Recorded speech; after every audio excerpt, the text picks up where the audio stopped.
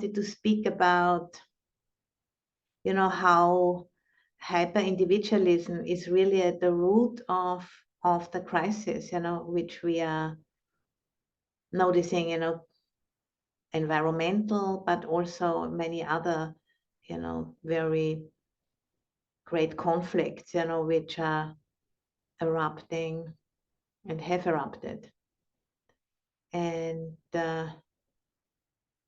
remembering our ancestors and how they have been working their way up, from the Big Bang, we can say, and when the planet started to form out of stardust about over 4 billion years ago, that's our true ancestry. And this, vast intelligence, which has been enabling this process to come to the place where we are now today, that is just like an amazing backdrop, to our lives, which we usually are not considering. And I think in times where there is so much destabilization going on and so much uncertainty, I find it very helpful, to open up the view and take in the big picture and make it like a practice, to train the mind to come back to the big picture and not getting completely lost, in our small picture. Even, we need to look at both. We need to hold it both in balance. But when there is like a tendency of obsession, like what Quilly was mentioning before, then if we can like zoom out and also take in the big picture, it can really help us to have a sense of perspective and equanimity, or upekkha, how it's called, in the Pali language. On the one hand, it can help us to become aware of the hyper-individualism in our Western cultures in particular. And on the other hand, it is the start of decentering, our species as the most important species in this huge process, which we have been, assuming for a very long time. And now we are starting to notice this is actually not really possible, because we as a species, we can't really live independently from all other species. We are in constant exchange, and we need to learn to team play. And there is also, movement going on where entities such as rivers and mountains are given, recognition as persons, as team players who have a lot of wisdom to share with us. And so this over-focusing on our individual experience has resulted in us, losing touch with the ecosystem and the social systems we are part of. And that leads, to a lot of loneliness and isolation. And then out of that comes also overconsumption. And, in order to kind of deal with the loneliness and the disembodiment, there is then a lot of kind of stuffing, into and shopping and shoring ourselves up. And then that, can only happen if there is extraction happening from the planet. So it's kind of, instead of reflecting and training ourselves to sense our deep embeddedness, we just like eat it all up, and that cannot be sustained. We need to, wean ourselves off from that rather immature approach of feeling part of something, and train our capacity for sensing our deep embeddedness, which has always been here. But because we weren't paying attention to it and we were paying attention to other things, we have lost the natural knowing, And some of the indigenous cultures, they have still preserved that, but we have lost it. But we can retrieve it.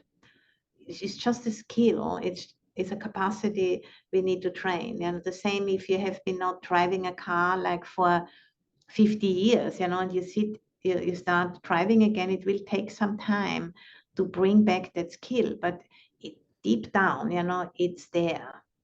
And I think that's the same what we need to do, this deep knowing, that we are part of this planet, that we are part of this process.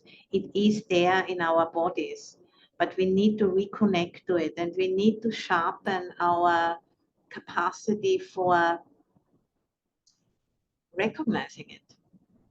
And I think a few weeks ago, I spoke about the 7 factors of awakening, which are 7 qualities of the mind, which get trained, through the Buddhist practice, and sensitizes our minds to see that which is usually hidden, from view, because our minds are too distracted.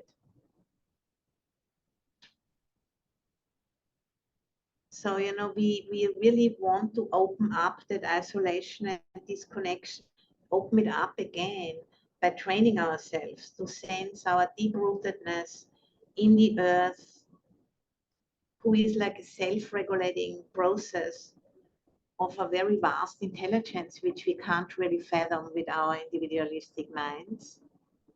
But we can reestablish that contact. And, it's the same force which puts the stars in motion. And it's also moving through us. So it's like actually amazing, if we think that we can connect with that same force by tuning into our own bodies. And, and through that we can connect with the grace and guidance which this process has to offer to us. If we are paying attention, if we are tuning to it, then it gives us an access, to a much deeper ecosystemic awareness, which is needed now, for us in order to balance out this hyper-individualism, which is the root cause of the climate crisis and of all crises, really. But now, because of how many people are living on this planet, it has such huge implications, and we have really hit the limit of what the biosphere can support.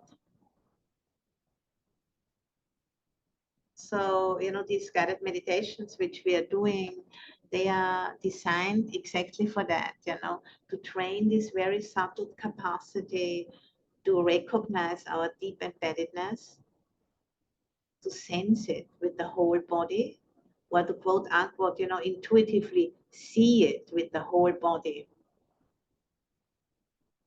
And then, that opens up slowly. It's a capacity which, we need to consistently train.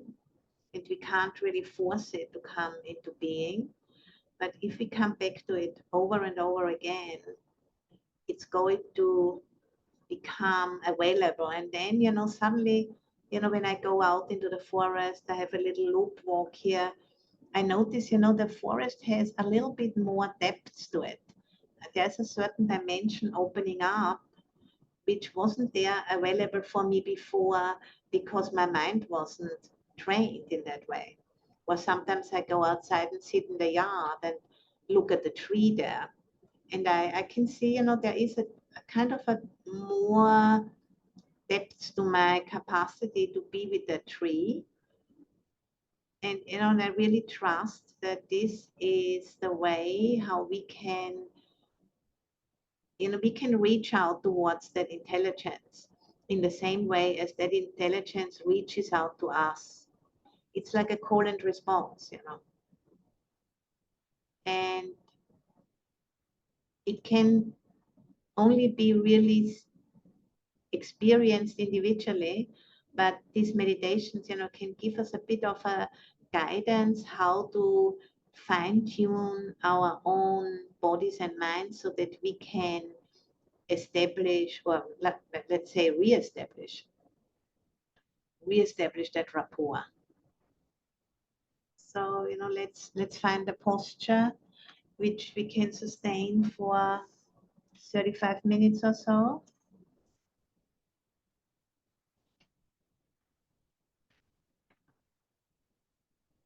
And, sensing the weight of the body on the cushion, on the chair.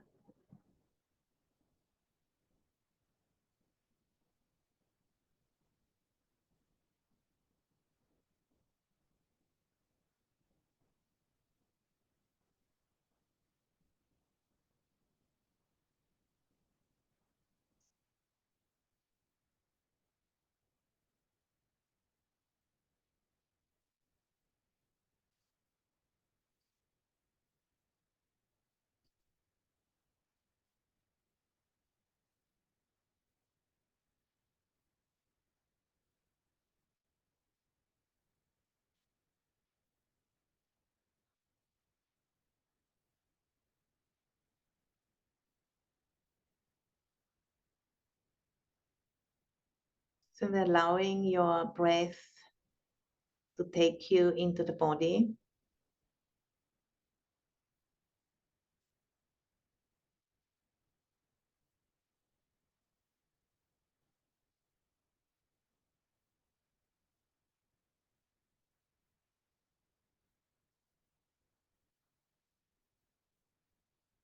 And at the same time, also noticing that we are here together, as a group.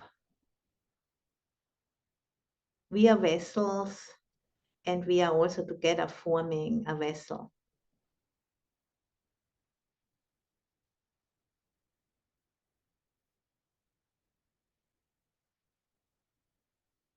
So in a way, with our own awareness, we are contributing to the space here.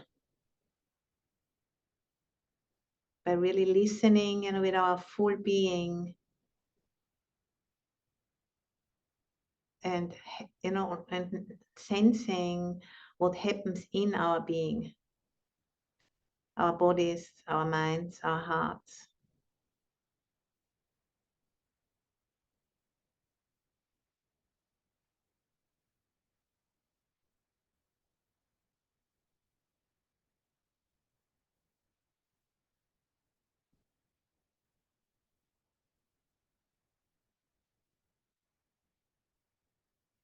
And we don't have to work hard. Just allowing the nervous system to guide us.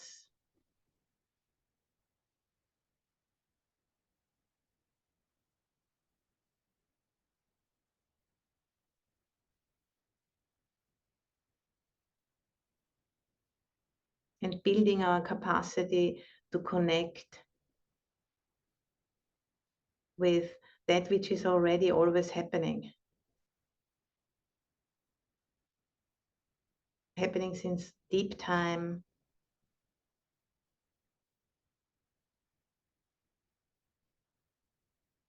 And through that interest, which we are showing, making ourselves available for that guidance and the grace of that intelligence, to become available to us. Not through thinking about it, but through opening to it. And decentering ourselves, but more,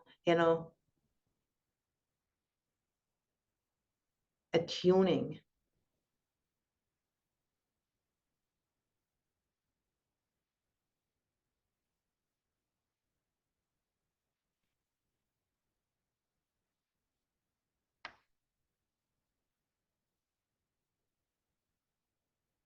And recognizing at this time in the history of this planet, there is a shift undergoing,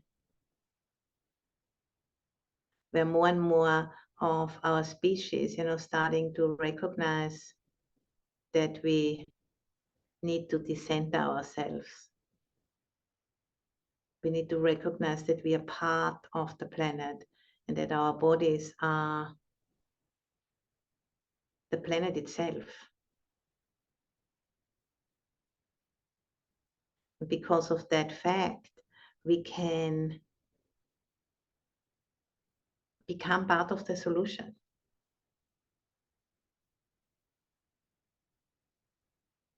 And it's a very rocky process because we are part of the problem and we can be part of the solution. That kind of is difficult to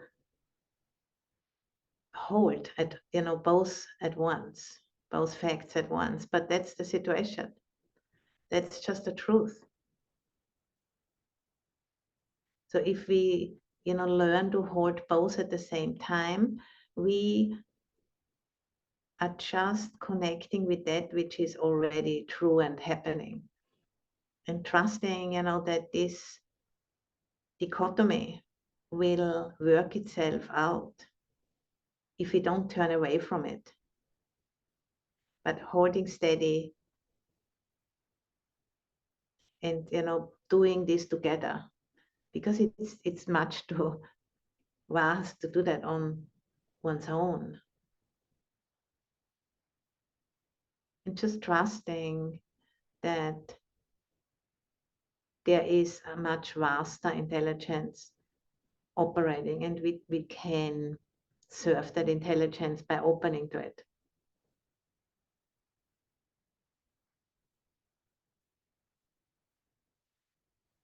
Just, breathing in and breathing out whenever there is like a sense of trepidation in the body, It's such a time where there's so much uncertainty, which can easily, erupt into aggression. And we can see that happening already. Polarization, all of this very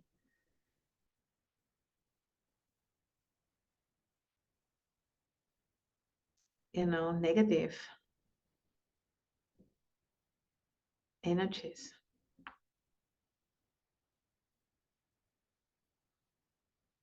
And just allowing that to also be there, because this is one way how that can manifest.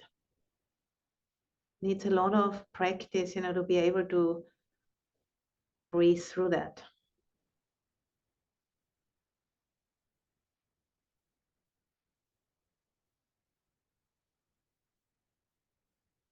It's a growth process, and there's always a tension with growth. Widening and deepening, there is some tension there, and that is not comfortable.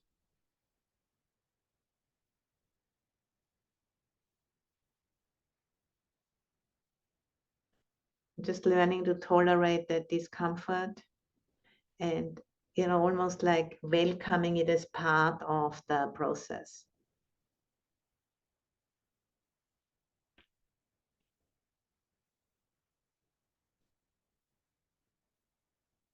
Just simply, recognizing we can't know everything, but we can come back to being part of that process, which is guided by a vast intelligence. We can come back to that.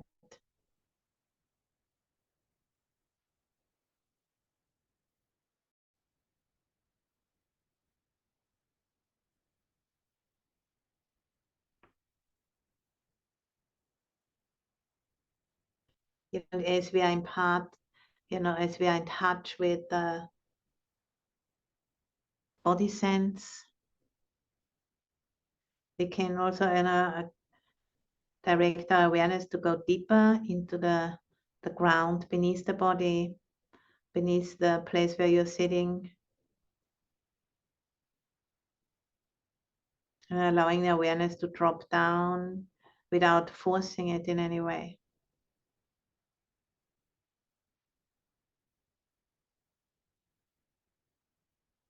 Breathing up that presence of the planet into the body and letting go of any tension with the out breath, and just letting it drop down.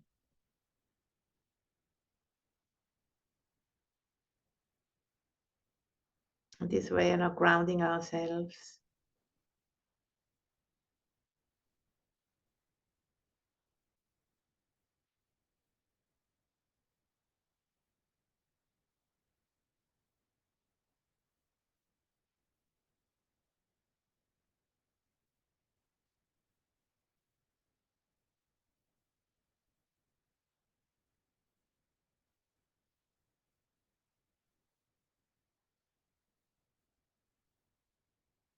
And just sensing the soil underneath us.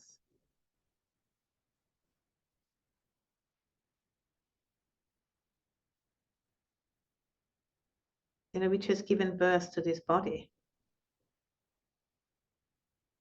which sustains the body through food, drink, breathing, oxygen, which is provided by the plant life of this planet.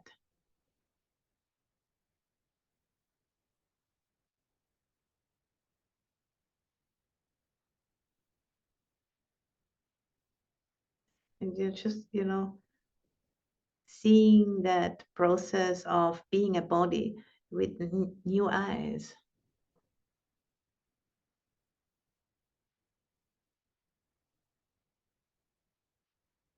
I was not, really paying attention to that like even 10 years ago. So there's obviously a evolutionary process going on, which brings us into a different relationship with planet Earth.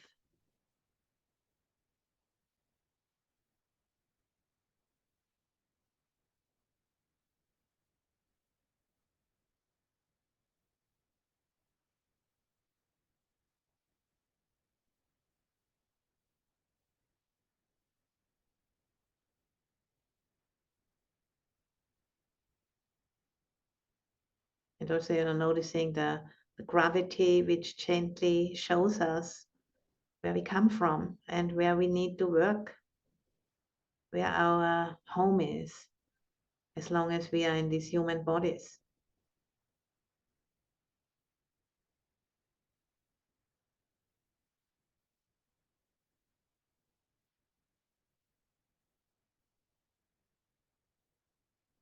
And this is all very subtle information, which we usually don't really take in. But now the time has come, to train ourselves to be available for that information.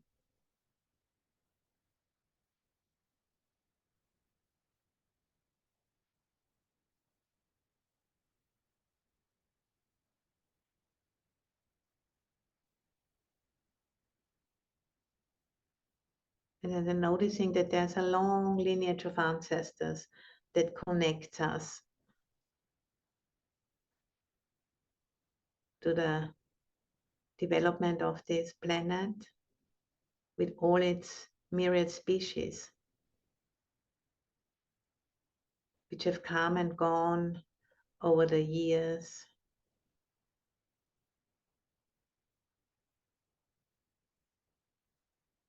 And of which we are the youngest species.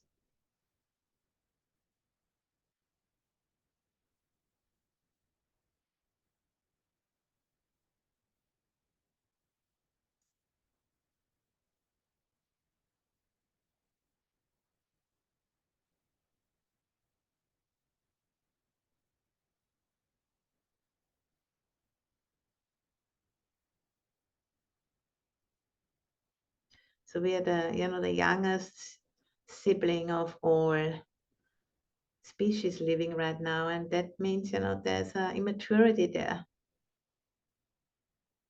which we need to allow to be recognized.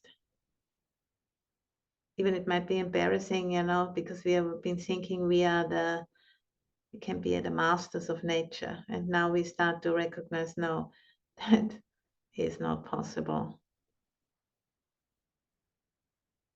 And it's It's not too late, to recognize this.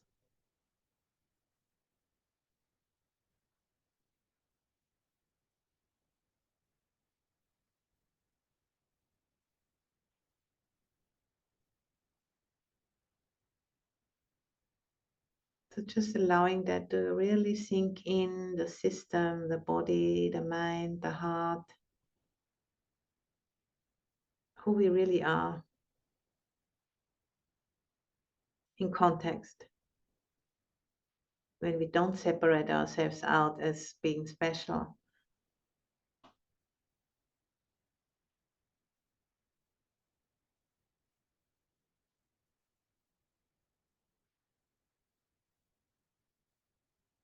And then we have this, very ancient teaching from the Buddha, which has all of the tools, to work with the mind and make it pliable and make it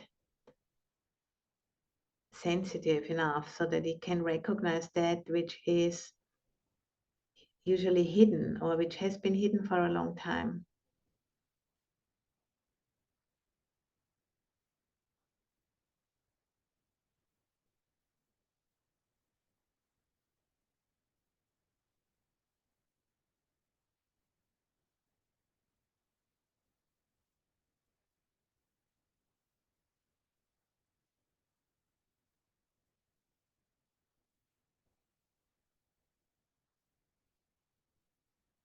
So, an opening up to that wider context so that our perception of who we are can adjust and grow, become more real.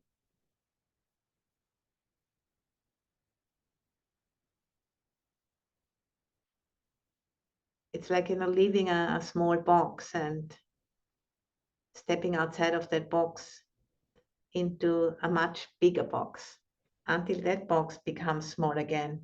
Then we step out again. It's a constant growth.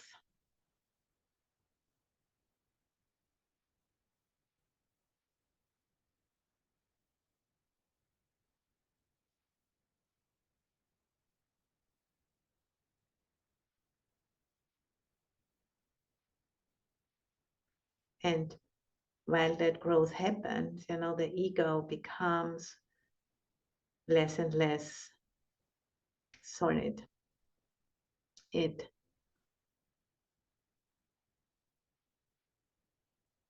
starts to melt really until full liberation.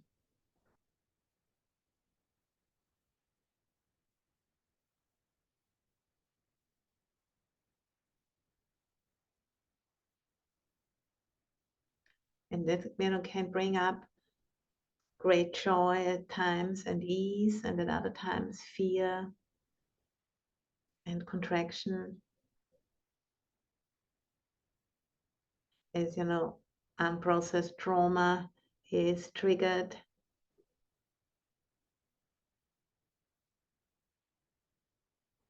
And it's all part of the process, and that's why we need to do it together.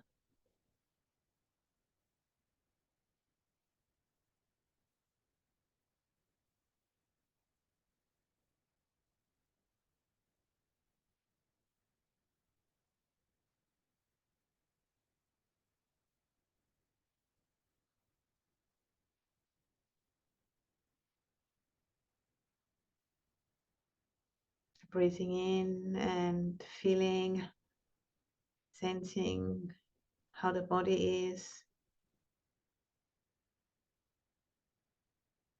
and relaxing with the out breath.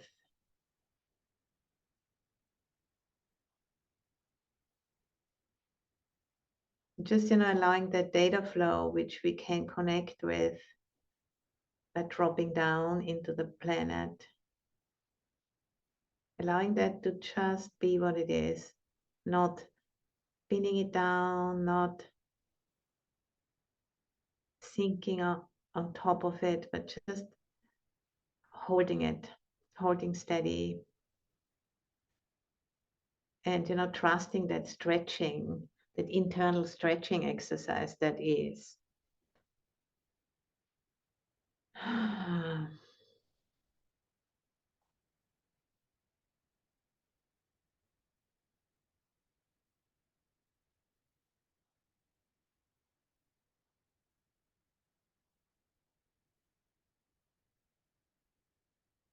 It kind of reminds me, maybe you have seen those cars in the Bay Area, they're called Roto-Rooter. If your toilet or something is stuffed up, they come and they clear out of all of your lines into the bigger system, and they have these brushes and all kinds of things they do that with. And I think that's how it can feel internally.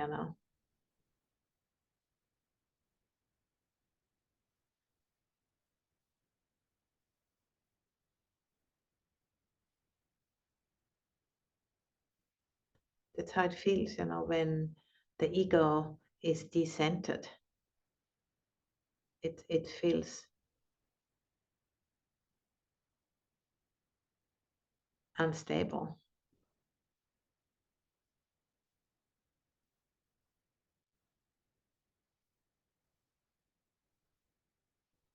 But then at the same time, there's also a certain kind of, landing, a deeper landing happening as the resistances are slowly, dropping away.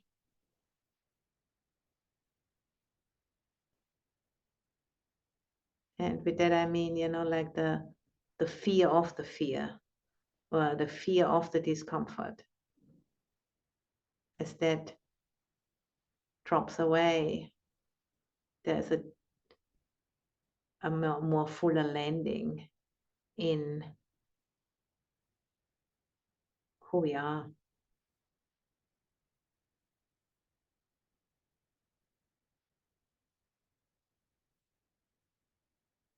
If we don't hold back.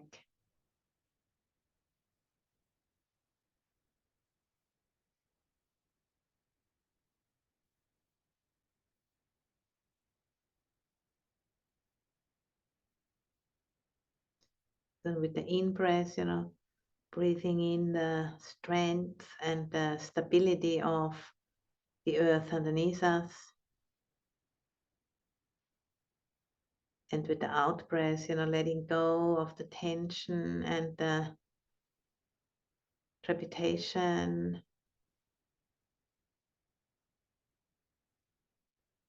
the nervous energy.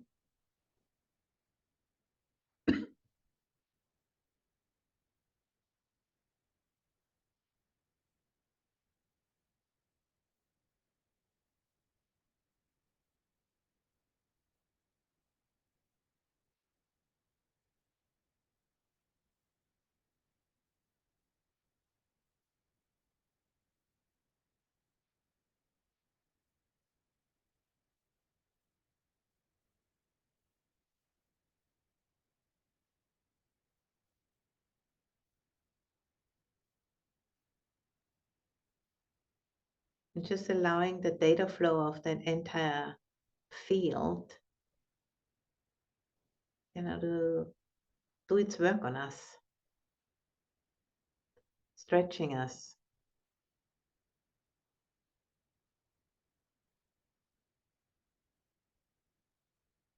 Stretching the mind with its, perceptions and views and assumptions, to just allow all of that to be worked through, to be metabolized,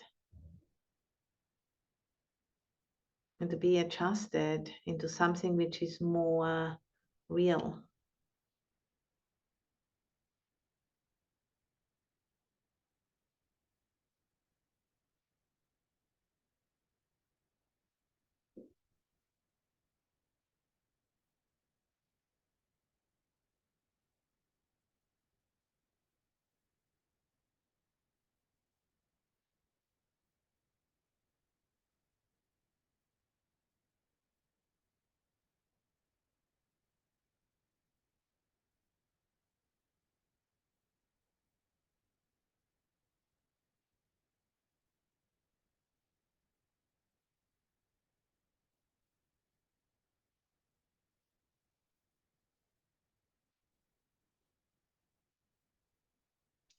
this whole network through which we can be informed. Literally, it becomes part of our form if we can make space for that. Even it's uncomfortable. Because there's basically new pathways establishing themselves, or old pathways are kind of cleared out. That's why it feels as it does.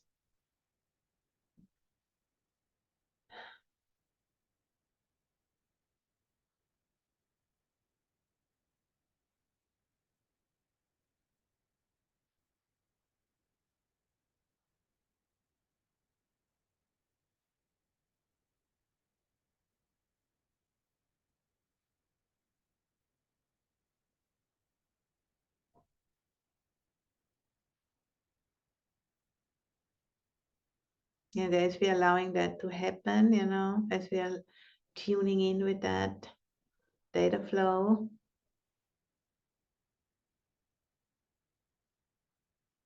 and there is some discomfort, but also notice how you feel in your grounding, as a human being at this time, if you allow that to happen.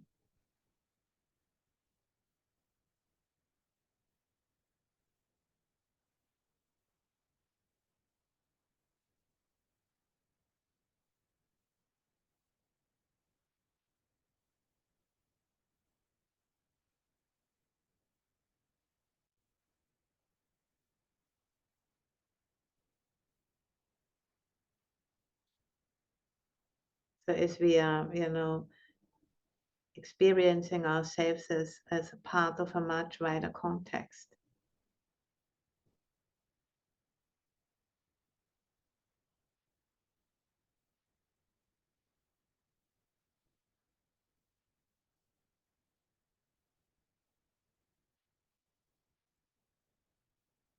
So noticing, that every former generation is the ground for the next generation. And as we are, are the ground for those who come after us.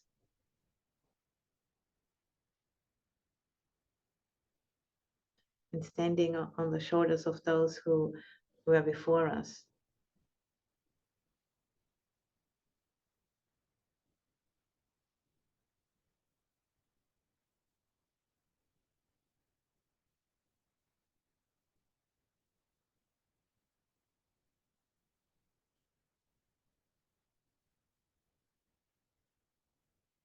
And how much we have received.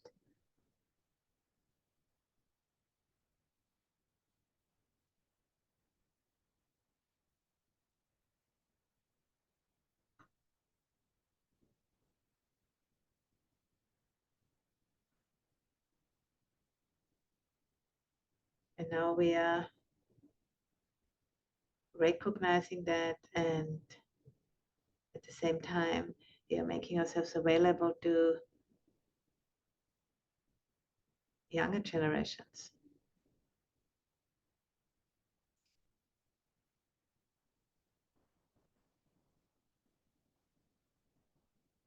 By being really willing to do this work.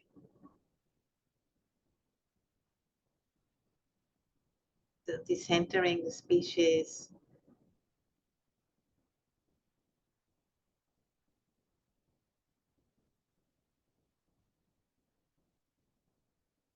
But starting with ourselves.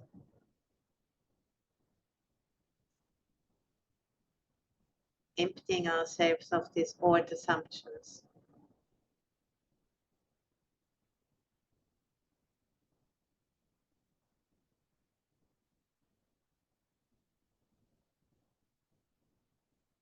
And being okay with the discomfort that is part of the process.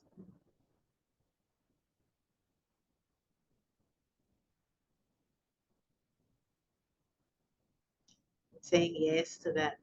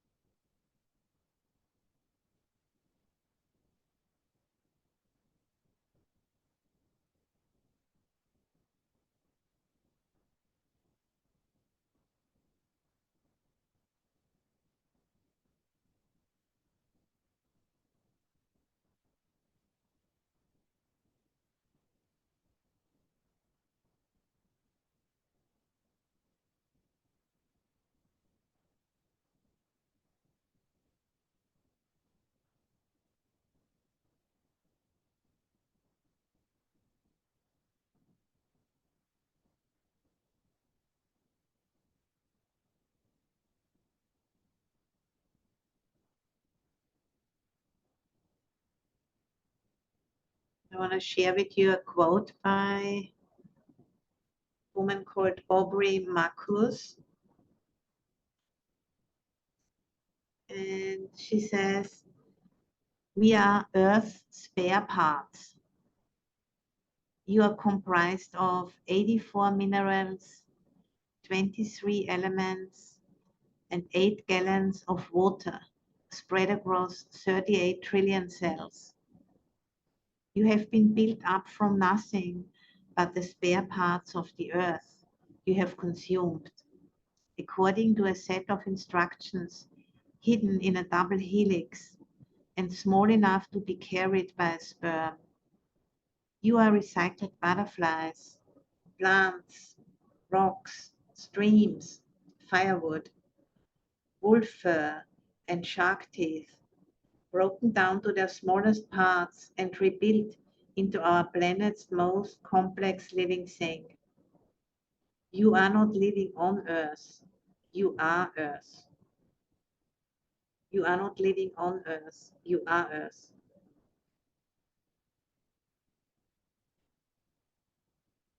So it's a beautiful way, of putting it all together. That truth, which is now dawning on us as a species on this threshold. We are standing towards finding ways, to live more sustainably and to regenerate this planet. We have our work cut out, it's all already clear what needs to be done, but we need to have the impetus, we need to have the wisdom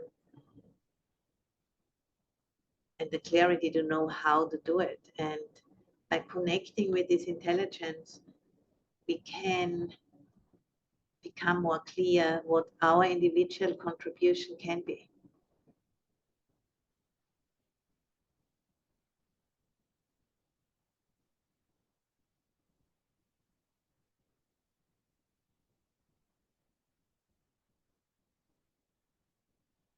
And for the last few minutes, I'd like to invite, the blessings of our ancestors to come in.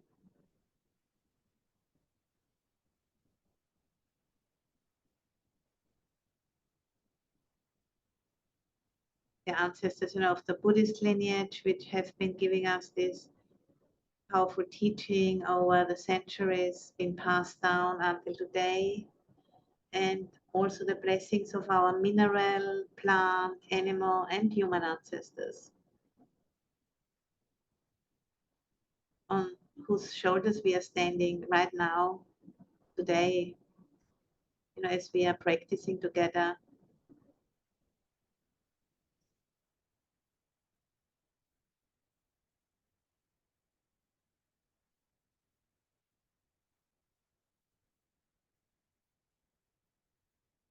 Knowing this is a long process, like, building a cathedral. It's not gonna happen in one lifetime, but we can, make our contribution. And we already have started, by practicing together and taking interest in those questions.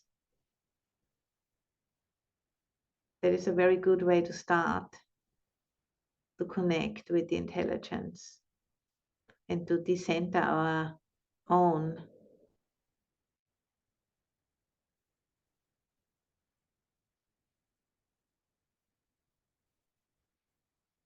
And making space, to be informed